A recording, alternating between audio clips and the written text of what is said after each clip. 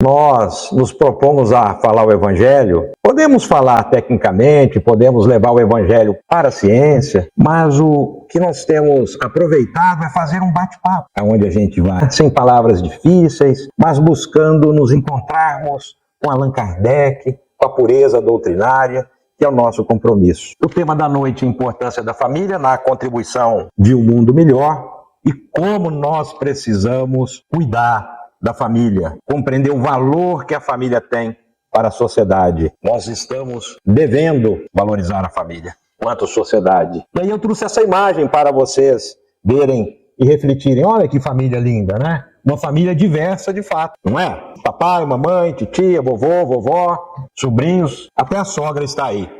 A sogra também é família, não é? O que vocês acham? Sim ou não? Então tá bom, ainda bem. O sogro, a nora, o genro, todos somos família. Nós precisamos enxergar a família muito mais amplamente do que nós temos enxergado, inclusive. Família não é só o nosso núcleo social, esse que nós acabamos de falar, e que eu generosamente incluo a sogra. E elas reclamam sempre. Quanto elas mais reclamam que eu falo sobre isso, brincando, né? De forma agradável, porque quando alguém me reclama, eu digo assim, mas meu filho, minha filha, quando reclamam que a sogra ou o sogro são um problema, eu falo, meu filho, minha filha, no atendimento fraterno, especialmente, eu digo assim, agradeça a sua sogra, agradeça ao seu sogro, porque sem eles você não teria o tesouro que você abraça para marchar no relacionamento familiar e formar uma família. Então, bendita a sogra e o sogro. Tá vendo, Paulo Henrique? Aí, nós trazemos essa primeira ideia, os estabelecimentos de ensino propriamente do mundo, Emmanuel nos diz, podem instruir, mas só o Instituto da Família pode educar. Vocês concordam? Tarefa da família educar. E por essa razão que a universidade poderá fazer o cidadão, mas somente o lar pode edificar o homem, nos diz Emmanuel na questão 110 do livro Consolador. Então veja, esse é o valor da família. Está bem claro, bem resumido, bem objetivo. Talvez a gente devesse pegar esta informação, imprimi-la e colocar na nossa geladeira, para a gente ler algumas vezes durante o dia, toda vez que a gente vai à geladeira. Tamanho valor que tem a família. Agora eu gostaria que vocês olhassem para essas três imagens. Por alguns segundinhos, reflitam essas três imagens, porque eu vou fazer uma pergunta a seguir para vocês. Ó, nós temos aqui uma família, todo mundo sorrindo, aqui outra família e aqui outra família. Visualizaram bem? Podemos fazer a pergunta agora? Então vai aí a pergunta. Estas imagens representam famílias felizes? Sim ou não? A imagem fala por si. Então não é difícil não é uma pegadinha, é quase uma pegadinha. O que vocês acham? Estas imagens representam famílias felizes? Sim? Quem que acha assim, levanta a mão para facilitar. Tá bom. E quem acha não? Ah, você não vale porque você já viu essa palestra. Né? Olha só. Hein? Tá feliz, né? Então, aparentemente, acabou de nos falar aqui o Paulo Henrique, aparentemente, agora eu vou falar para vocês. A gente vai ver outras imagens a seguir. Eles estão olhando todos para frente. Sabe para onde eles estão olhando? Para uma câmera, para um celular, para um dispositivo de colher imagens. E aí, quando a gente está olhando para as câmeras, a gente faz o quê? Você acabou de falar, Paulo Henrique? A gente aparenta uma coisa que a gente não é. O que a gente vê nas redes sociais? Todo mundo lindo, maravilhoso, sorridente, só põe aqueles pratões de comida, aqueles carrões, aquele passeio. Mas o fez o passeio tem 10 anos, está botando a mesma foto lá. Tá certo? Aparência. Se eles estão felizes ou não, a gente não vai conseguir saber. Aqui parece que estão. Mas quando eu digo que alguém está olhando para uma câmera, eu estou dizendo aparência. É uma construção. Bem provável que não seja real. Vamos olhar agora algumas imagens. Vou exibir aqui umas 10 imagens. Olha essa, de costas, olhando o mar. Um pai com uma filha e uma filhinha. Olha essa. Continente africano. Ela não está olhando, vocês enxergam aqui essa luzinha do marcador? O laser? Ela não está olhando para frente. Olha o final do olho dela, ela está olhando para a filha. Ó. O máximo que o pescoço e o ângulo do olho permitiu. E ela está feliz. E lá eles trabalham assim o tempo todo. Porque a maior parte das pessoas só tem o pai ou a mãe ou o irmão nesse momento, depois de tantas guerras. Os irmãozinhos estão tomando conta, muitos adultos passaram por lá da vida e eles vivem felizes. A gente ouve dos nossos amigos que fazem missões de paz, de socorro, e a narrativa é sempre a mesma. O pessoal lá é muito feliz e muito grato pelo pouco que recebem. A gente pensando nos valores da família. Olha essa aqui, um grande desafio na família, né? O TEA, o transtorno do espectro autista, que aliás, só em famílias muito especiais a espiritualidade permite que uma alma, nesta condição de desafio, possa reencarnar. Às vezes a gente até quer, mas não tem capacidade. Às vezes a gente até quer adotar, mas não tem capacidade. Não tem conjuntura moral para acolher aquela criatura. Então é muito valor de para quem adota, para quem acolhe, para quem abraça o outro. Está lá no Evangelho. Olha esse pai com essa filha e com esse filho. Vocês notaram que ninguém aqui está olhando para uma câmera? Olha isso. O pai está olhando para o filhinho, a mãe para o filho maior e o filho maior para o filho menor. Olha que harmonia, que alegria. E essa aqui, um pai tendo a oportunidade de ensinar um filho alguma coisa, fazer a lição de casa, dever da família, momento de construção do amor, que vai além do dever. Quantos pais hoje, pais e mães, param para fazer a tarefinha com o filho? Poucos mesmo. Estão relegando, né? Nós estamos relegando tudo aos outros. Depois nós temos, olha essa aqui que extraordinário, os pais orando com a filha. E aí nós ouvimos que as ideias muito inovativas, mas sem fundamento, que nós devemos deixar os nossos filhos, quando crescerem, escolherem a religião que queiram. Ah, não, religião não é mais um assunto da família. Vocês concordam? Não concordam, né? Muito bem. Religião, aproximar os filhos, aqueles que são confiados a nós, é um dos principais deveres. Encontrar com o Criador, com o Mestre de Nazaré, que é o único que nos acolhe na hora que ninguém mais está ao nosso lado. O dia que a gente se vê sozinho, abandonado, Jesus está conosco. Está sempre, mas nessa hora ele está mais conosco. Um à toa fizeram aquela mensagem musicada, Pegadas na Areia, né? E quando o indivíduo questiona lá, onde estava tu? Na hora que eu mais precisei, vi só um par de pegadas na areia, Jesus responde, era eu te carregando nos braços. Olha que inspiração extraordinária, não é mesmo? E você não vai ensinar então seu filho o que é mais importante, que é a ligação com o Criador, que é o ensino do amor? Olha essa aqui, mesma coisa, ninguém está olhando para a câmera.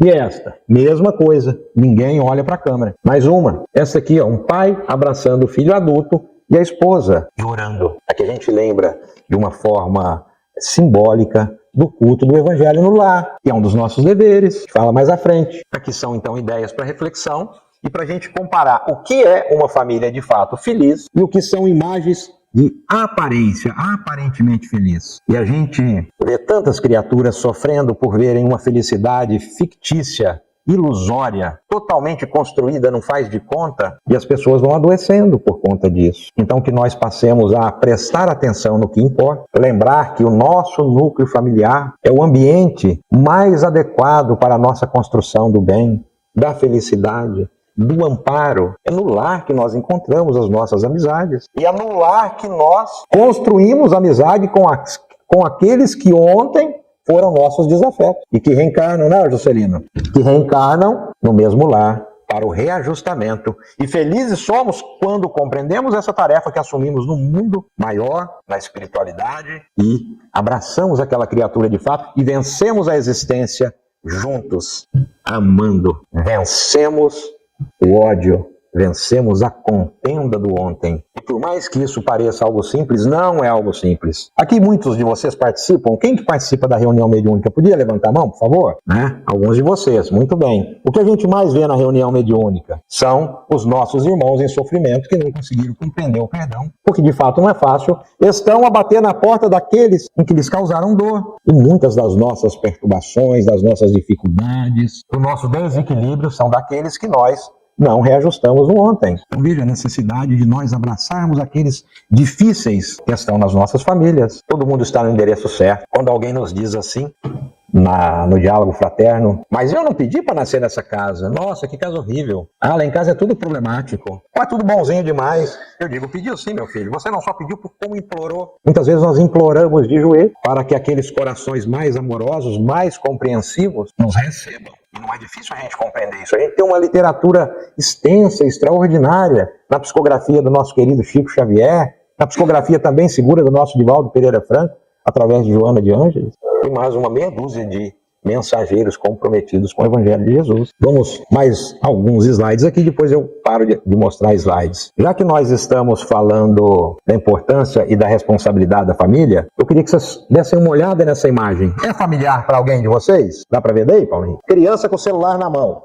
É familiar para todo mundo? Então, é familiar, não é? e é grave. Vamos ver se é grave, já que nós estamos falando da importância da família e o dever que cada um de nós tem. Vamos lá, ó. Vamos começar então falando da exposição prolongada das crianças, dos jovens e agora também dos adultos às telas dos dispositivos eletrônicos, quais sejam o celular, o smartphone, que é quase a mesma coisa, os tablets, notebook, TV smart, etc. e tal. Consumindo, meus irmãos, todo tipo de informação via app de jogos, violentos ou não, Netflix, YouTube e uma infinidade de coisas. Veja, violentos ou não, quero chamar atenção para isso. Parece inocente os joguinhos, parece inocente essa sequência que são filmadas, como chama mesmo do jogador, Renato? Quando o jogador grava lá o vídeo e vai para gameplay, né? Os jovens conhecem esse negócio. Eu vejo lá às vezes que alguém está jogando, grava o jogo, põe no YouTube e um monte de gente fica assistindo aquilo. A questão é que nós estamos falando agora de crianças assistindo isso. Aí tá lá. Corta a cabeça, corta a cabeça, corta a cabeça. O vídeo não acaba, repetido.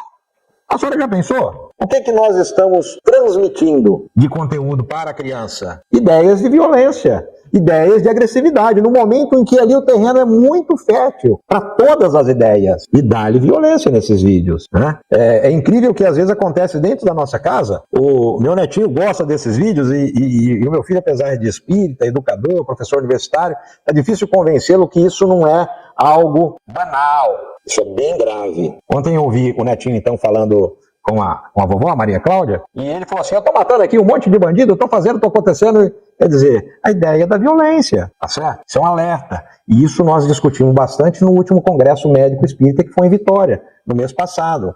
Gastamos um bom tempo falando sobre isso, a importância que isso tem no momento.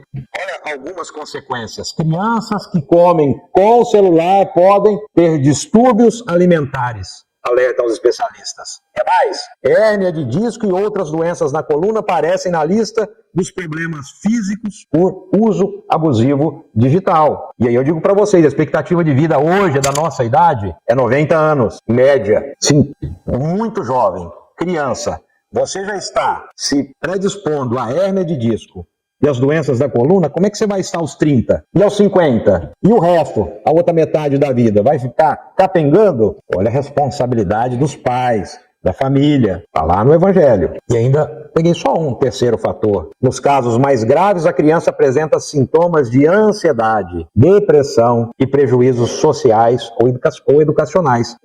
Nos casos mais graves, é o que se estão transformando a maior parte dos casos, porque vai evoluindo para uma coisa, para outra coisa, e nós não podemos nos esquecer que a ansiedade é a primeira porta, é o start para a depressão. E a depressão nós sabemos aonde leva. E se ainda não estamos tão familiarizados com o que a depressão tem feito nas nossas crianças, da pandemia para cá nós temos um aumento superior a 15% de crianças menor de 15 anos, e muito maior, na ordem de 22% nas menores de 12 anos cometendo o suicídio. O que uma criança, um jovem, né? 15 anos eles querem ser jovens, mas aos 20 anos eles não querem sair de casa, querem fazer uma segunda faculdade. Não é porque não se interessaram pelo tema, é porque são imaturos, como dizem os coreanos. E aí eles querem ficar um pouco mais no aconchego no lar, no conforto do lar. E tudo tem, né? É tudo tão fácil hoje, nós oferecemos de tudo aos nossos filhos. Então veja a gravidade. O que um jovem, que ainda é uma criança aos 15 anos, e uma criança de 10, 12 anos, conhece de vida, tem experiência para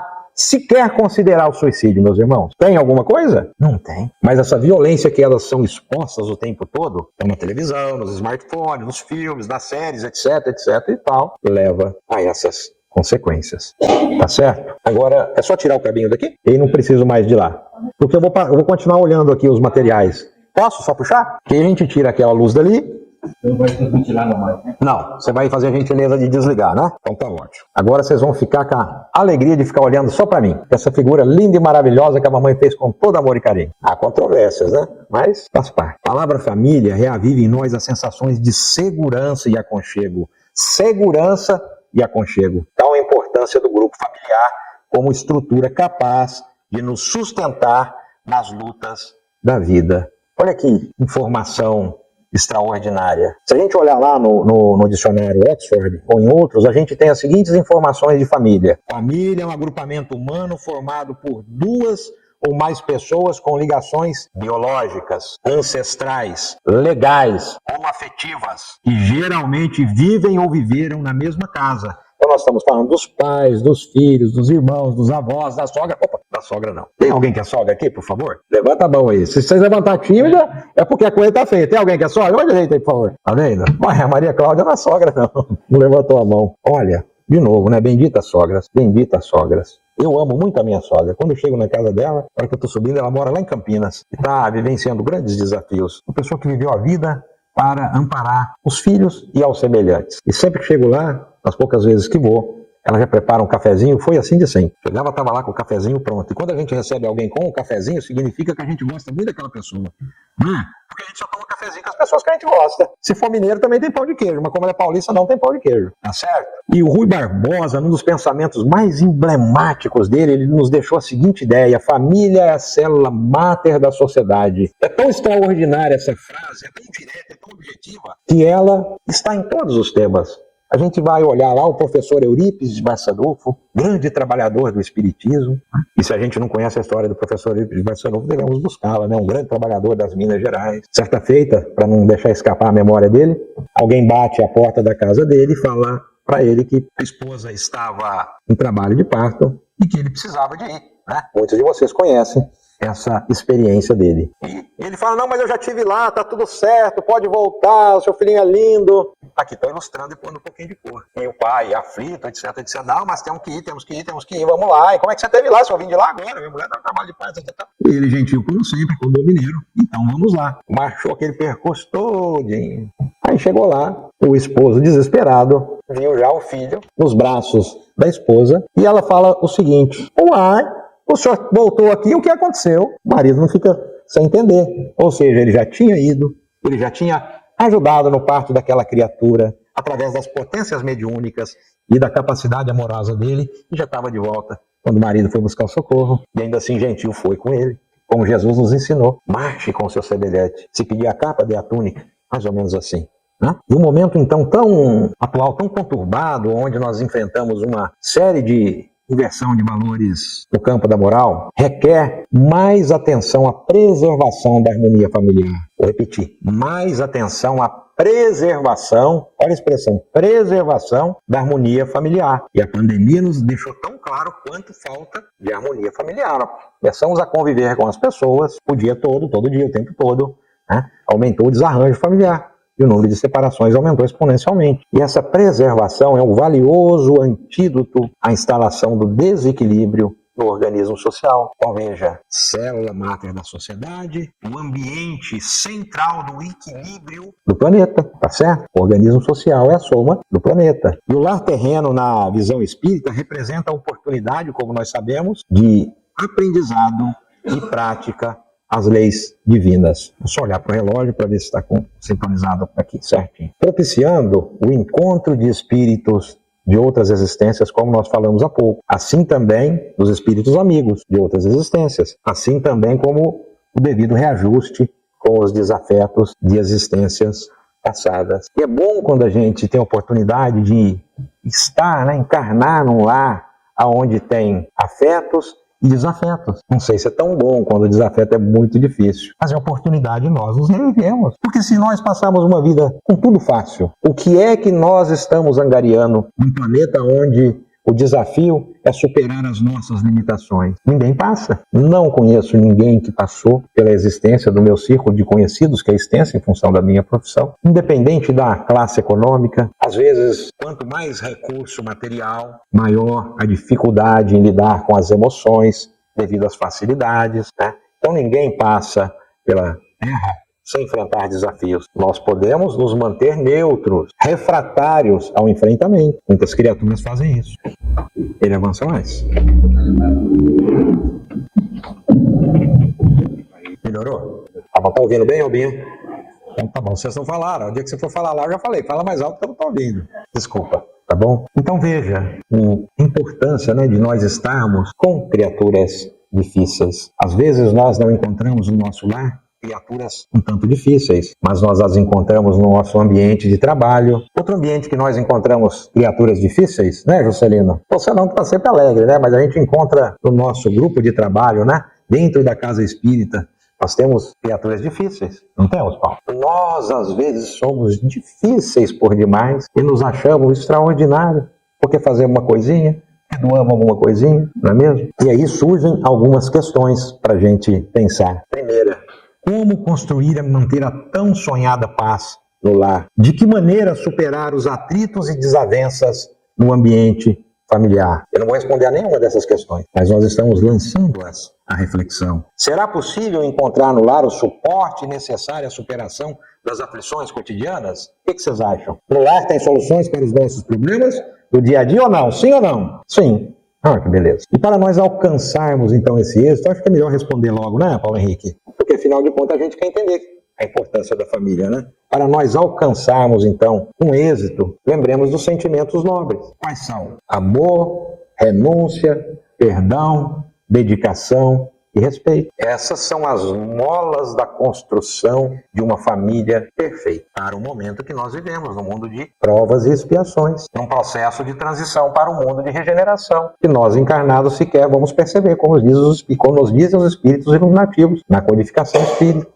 Então precisa de amor, precisa de renúncia, precisa de perdão. Quanto temos dificuldade de usar a expressão me perdoe, mas de forma genuína. Eu estava vendo o caso de uma sobrinha, eu estava semana passada, passei uma semana em São Paulo, com uma mãe visitando-a, e vendo o caso de uma sobrinha muito querida, aliás, uma sobrinha neta, e ela me chama de tio avô com 6 anos. É um gênio. E ela fez uma estripuliazinha, o vovô, meu irmão, deu uma bronca e ela, perdão, vovô, desculpa. Fez uma segunda, em seguida, desculpa, perdão. E fez uma meia dúzia e repetiu. Aquilo me subiu um calor. E eu falei assim, fica quieto que não vai dar bom, como dizem os jovens. Mas não teve jeito. Eu falei, mas olha só, desse jeito que você e os avós, o meu irmão e minha cunhada estavam lá, a mãe e a bisa também estavam lá, e eu disse o seguinte, do jeito que vocês fazem, vocês não estão contribuindo com nada, afinal, vou só estrague, vocês estão estragando bastante. Porque ela nem sabe o que significa perdão. Perdão para ela é algo banal, como você apertar um botão de vai e volta. Aí eu falei, senta aqui que eu vou te falar o que é perdão. Meu irmão pôs a mão na cabeça e falou assim, coitadinha, vai escutar um sermão de meia hora. Eu fui de meia hora, mas mostrando o que é perdão, né? Não é uma coisa tão simples assim. Aí ela foi, né,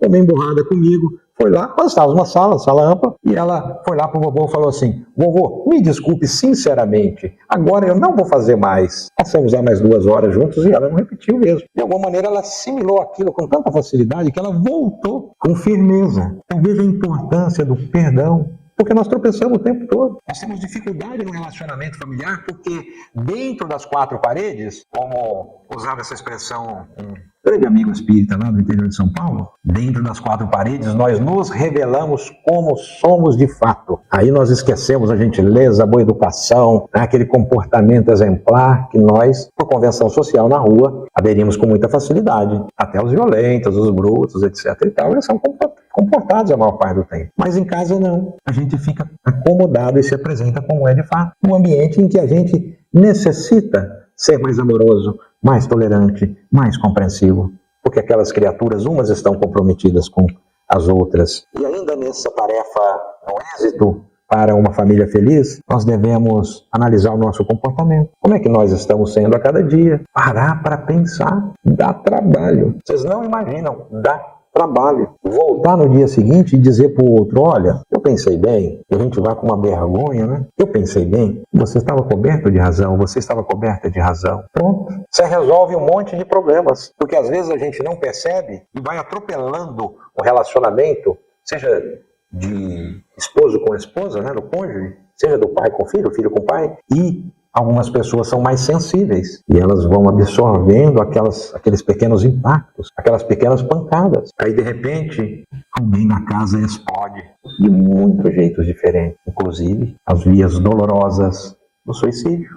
E a família fica abismada, não sabe, não tem explicação.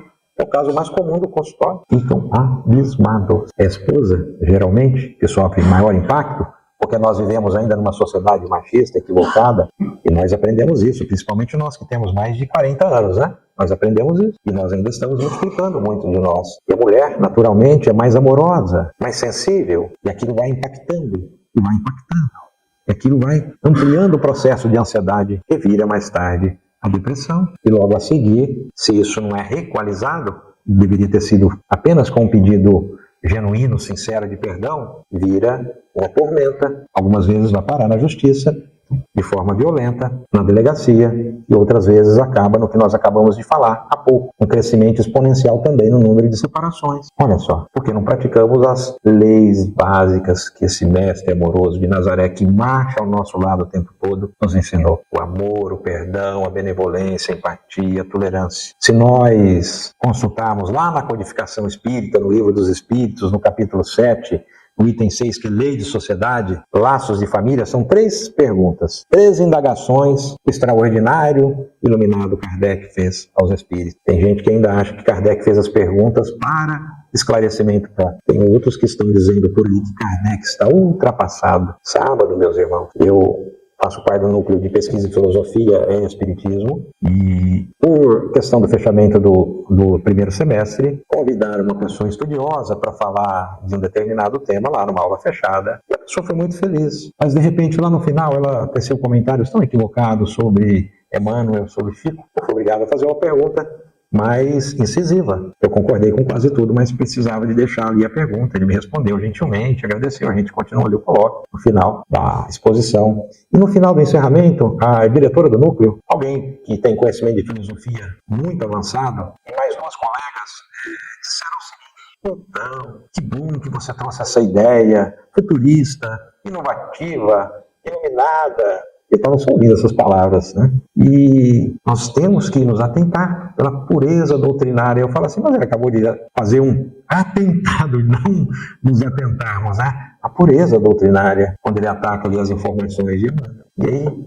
dirigentes do movimento espírita, pregando uma inovação, uma pós-modernidade, não nos enganemos. A doutrina espírita está atualizada de todo o tempo. Jesus de Nazaré, o mestre da humanidade, o amigo de todos nós, não se enganou. Não brinca ao supervisionar a produção de inúmeros espíritos iluminados da codificação, encerrados em Allan Kardec, um espírito de alto valor moral. Jesus não permitiria que algo fosse escrito de forma temporária. Mas Kardec, na sua gentileza, porque Kardec era gentil, era humilde, no sentido claro da palavra humilde. O objetivo, Kardec coloca lá. Essas são palavras de Kardec. Se em algum momento a ciência superar o que está sendo colocado aqui, nós acataremos a ciência. Mas aquilo era um ato de gentileza para aproximar a ciência da ciência imortal, que é o Espiritismo, libertador de consciências. E alguns têm usado essa expressão para trazer esses algo inovativos, e eu, sempre que posso, coloco essa ideia para nós refletirmos. Se nós queremos abraçar uma doutrina que nos liberta, que nos instrui, que nos ampara, fortalecer a nossa família, nós temos a doutrina espírita encerrada no Pentateuco kardeciano. E se nós queremos ampliar um pouco a nossa visão, e devemos fazê-lo, nós temos lá a psicografia do Chico com uma obra extraordinária. Não dá para ler Chico e Divaldo em uma existência. Joana de Anjos não é difícil, eu sempre digo. Difícil a gente querer ler as obras de Joana de Anjos em 1, 2, 3 anos, num curso de 2 anos, Alba. Não vai aprender, não. Esquece, meus irmãos. É trechinho por trechinho, com dicionário na mão. Lê, reflete, pensa bastante na semana sobre aquilo, depois você avança. Somos espíritos imortais. Agora, se a gente quer tudo de uma vez só, aí vira um negócio que não dá para compreender. Porque, veja, a doutrina espírita é de simples compreensão. O próprio Espírito de Verdade nos diz isso. Jesus de Nazaré. E então a pergunta que Kardec, eu vou fazer a segunda e a terceira, que formula desse capítulo 7, e a 774 é assim. Há pessoas que, do fato de os animais, ao cabo de certo tempo, abandonarem suas crias, deduzem não serem os laços de família entre os homens, mais do que o resultado dos costumes sociais, e não é feito de uma lei da natureza. Olha que ideia esdrúxula. Se os animais abandonam as suas crias, a pergunta anterior a 773 responde isso com muita lucidez, né? Os animais o fazem porque assim é a natureza. Depois que os filhotes aprendem a alçar voo, a caminhar, a caçar, a cumprirem a sua jornada, as mães, os animais, vão investir em novas crias e cumprem ali o ciclo do instinto. E aí muitas criaturas se apegam a essa ideia para dizer que é apenas um modismo, é apenas um hábito, um costume da sociedade dizer que a família é muito importante. E nós vemos isso na mídia todos os dias.